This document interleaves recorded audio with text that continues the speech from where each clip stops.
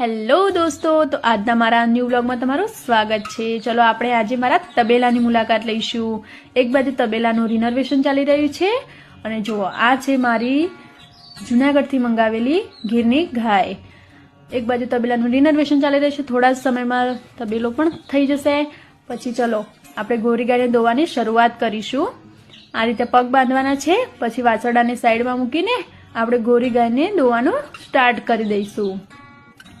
આયુર્વેદમાં પ્રમાણે ગોરી ગાયનું દૂધ મતલબ કે ગીરની ગાયનું દૂધ પીવું સેહત માટે બહુ જ સારું છે। કોને કોના ઘરે ગીરની ગાય છે એ પણ કોમેન્ટમાં જણાવી દેજો। ચલો આજે તો હું જ દોવા બેસી ગઈ છું ગાયને, અને મારાથી તો થતું નથી, પરંતુ હું ધીમે ધીમે ટ્રાય કરું છું। થોડા ટાઈમમાં હું પણ શીખી જઈશ। ફાઇનલી ડોલ ભરાઈ જશે હમણાં।